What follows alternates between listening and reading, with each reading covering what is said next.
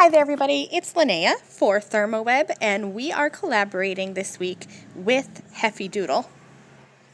So this video is part of a blog hop, so you're going to want to make sure to go over to my blog. I'll leave the link in the video description below. It'll be the first link that I leave.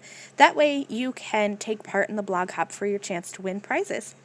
So I'm going to be making a Christmas card. It is no secret that Christmas and winter are my favorite things. I don't like summer. I love the bright colors of summer, but I definitely get excited when it's popular to make Christmas cards. So even in July, when everyone's taking part in Christmas and July festivities, I am definitely going to jump on that train. So I'm starting by creating a flocked background. I'm using ruby red deco foil flock transfer sheets, and first I covered a piece of cardstock with a full sheet of an iCraft 6x6 easy cut adhesive sheet. You'll see why in a minute, because I'm only going to be creating an A2 sized card, but I wanted to use the full piece of flock, which is also 6x6. It's going to make it easier for me to do my stenciling. So I put down that full piece of the 6x6 easy cut adhesive sheet onto a 6 1/4 inch square piece of cardstock, laid the ruby red piece of flock down into that adhesive. For flock, you want to go fuzzy side down into the adhesive. And then I just ran that through my die cutting machine, and the pressure transferred the flock into the adhesive. And all I need to do is peel that off, and I have that fun flocked background. I put some pixie spray on the back of the Heffy Doodle Circles of Life stencil and added that onto that ruby red deco foil flocked background. Now I'm taking some gold glitz glitter gel and using my stencil pal to evenly add a nice and pretty coat of this gold glitz glitter gel on top of that ruby red deco foil flock. So instead of having just a red background with a piece of red cardstock, I'm going to have that fuzzy texture from the flock with this glittery gold glitz glitter gel on top.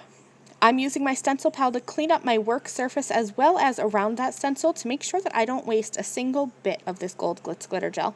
Then I'm going to peel off that stencil and check that out. There is glitz and glam and shine from the glitz glitter gel, as well as texture from that ruby red flock in the background.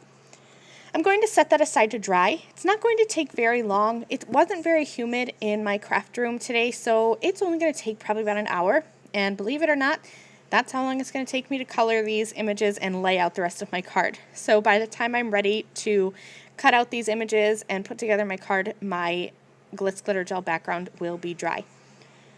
I'm using the Heffy Doodle Santa's Village stamp set. And so I stamped out the Santa, the Mrs. Claus. I have the little Santa's Workshop and Mrs. Claus's Bakery, a couple of trees, and then that stack of presents. And I'm going to color all of them in with my Copic markers. I'm not doing anything fancy for coloring. I like to start with my darkest marker, then go to a medium, and then a light color, and just blend out my coloring. I'm keeping everything pretty traditional Christmas colors today. So I'm going to go with my reds. I'll accent with some green and some whitish gray. So I'm using cool grays for my whites today. My red combination is R29, 27, and 24. My green is YG09, YG06. And then for my cool grays, I am using C3, C2, C1, and C0, and just alternating through those colors. For Mrs. Claus's hair, I used all four, but for the rest, I pretty much only used the C2 and C1, and maybe some C0 here and there. My browns, I'm using some earth browns just to bring in a neutral color for the workshop and for the bakery. Just a little bit of brown here though, just the actual houses itself. The rest I'm still accenting with the green and with the red.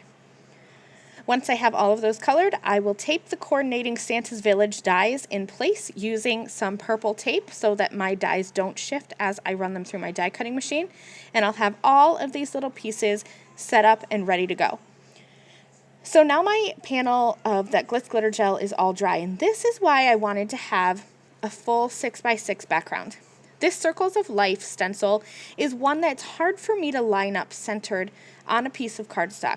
So it's much easier for me to do the full 6x6 size and then use a rectangle die to cut it down so that I can be sure that that circular pattern is centered on my card rather than having to guess. Once I have that panel cut down and I've arranged my images from the Santa's Village stamp set on the background the way I want them to go, I'm going to put some iCraft 3D foam squares from the new Easy Dispenser box onto the back of each of those images. And I'm also adding a dot of iCraft Ultra Bond liquid adhesive from my little pen there.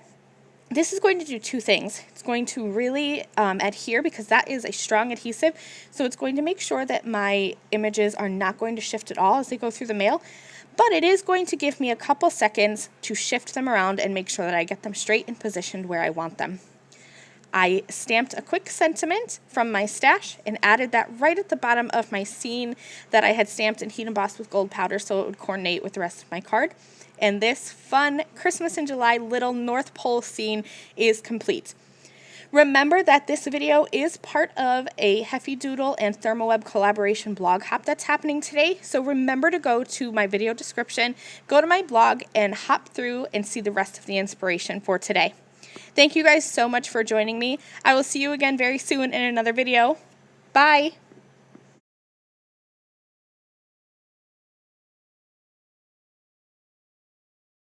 Thank you again very much for watching this video. If you liked this video and you'd like to see more from me, please hit that subscribe button that is on the screen now. And here are a few other videos that I thought you might enjoy.